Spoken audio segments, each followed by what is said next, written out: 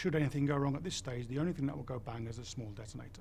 Still enough to take your hand off, but not enough to completely kill you.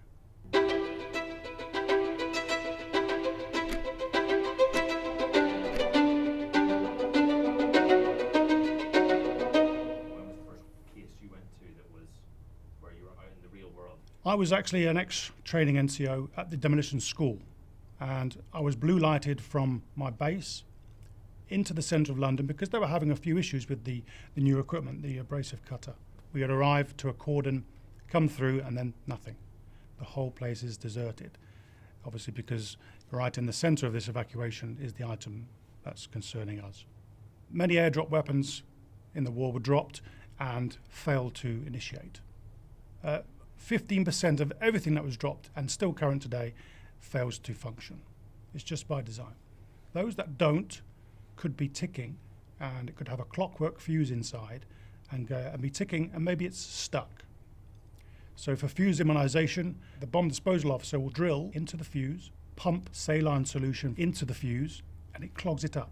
So if the bomb had any chance of doing its final tick, it won't do it because we've now done fuse immunization.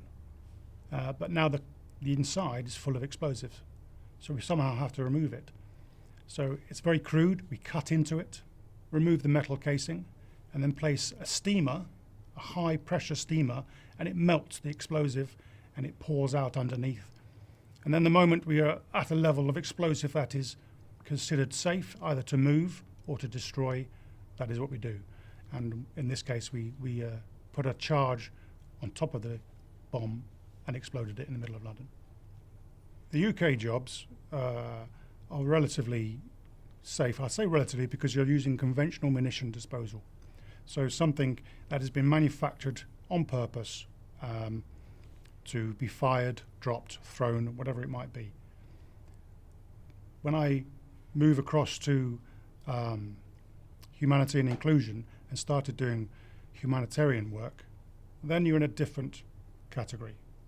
We're now having people in their backyards making things or being forced to make things in an improvised manner. So it's not designed to function the same way as a conventional munition. You don't know how it was built. You don't know the standards it was built to. You don't know the materials it was used. Therefore, the threat is much higher when you approach an item like this. So our task was to clear the urban areas. We wanted to restore the buildings back to normality so they could move back in after being pushed out by Daesh. And I was doing various buildings, and a small child came up to us and started pulling on my shirt tails in the CP, which is the control point.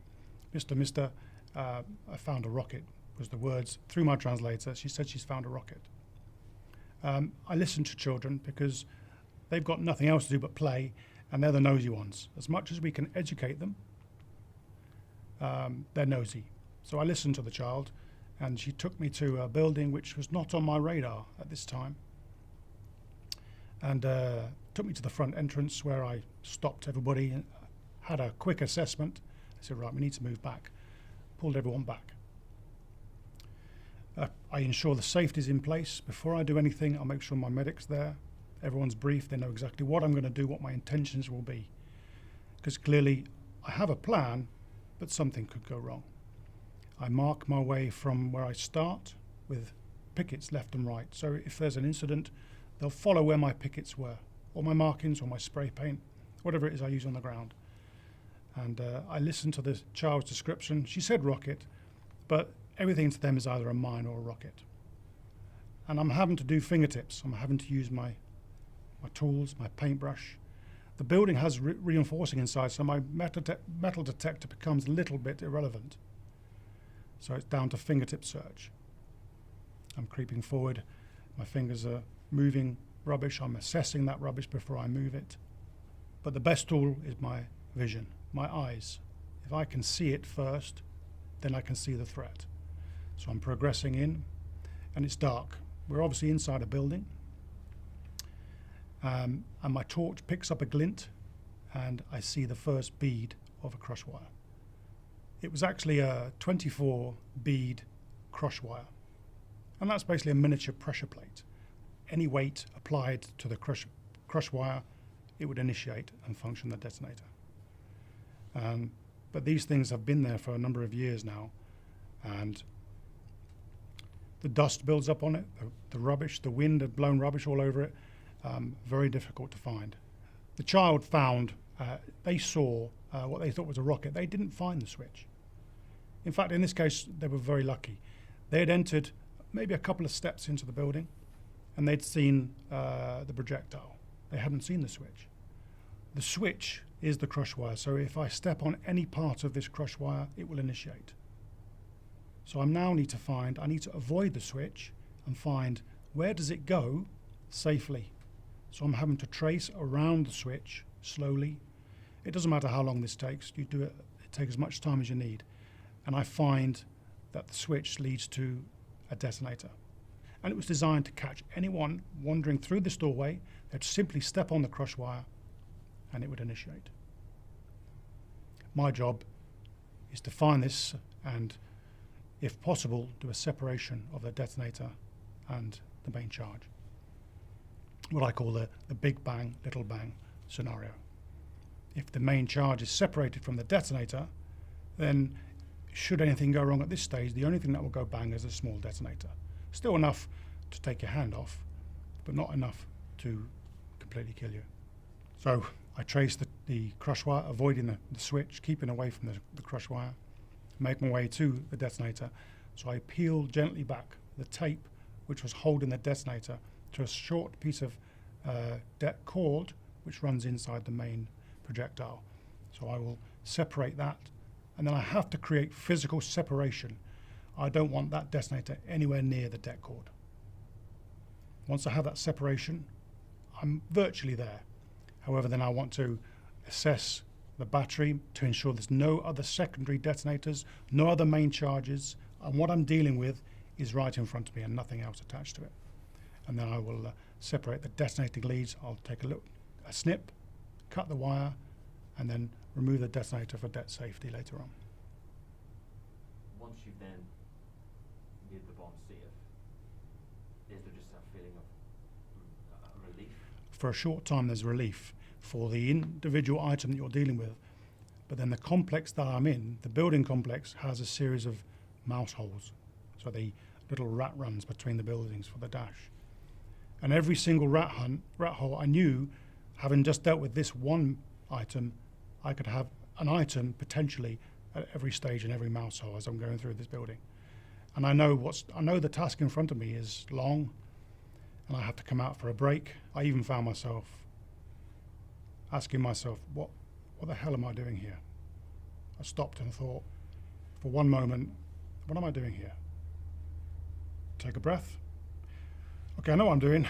I need to get on with it. And then you try and restore the area and the building, in this case, to normality. Why did the humanitarian work in place? When you're dealing with conventional munition disposal in UK mainland, the Falklands or Afghanistan, I didn't feel like I was giving much back. The humanitarian work is completely different. I'm dealing with people who I've never been involved with before, and they have very little. So anything I can give them back now with the training that I've had, and give them all this real estate back, give them their homes back, to me, that is powerful. Can you give us an example of the gratitude that you've seen? The man who wanted to feed me his best sheep, he was willing there and then to cut the sheep, as he called it, I presume to barbecue it. I stopped him, I urged him, please wait, I'm just here to do a reconnaissance. But he was so pleased that the route simply from his village to the water point would be open again. You could see it in his eyes. What does it feel like to be aware that there are people who are probably alive because of the work you've done? I don't openly know that I am saving lives, but I like to hope that I am. Every IED, every mine, every item of UXO that's removed from this area is one less hazard for those that live there. So I feel I'm accomplishing something by every day I achieve something. Have you ever witnessed a bomb disposal go wrong? No.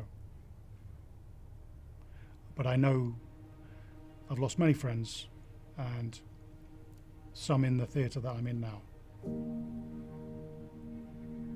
Things go wrong. You can speculate why. Whilst nothing has been witnessed by me of going wrong, I know of many events that have gone wrong. And you can only do it once.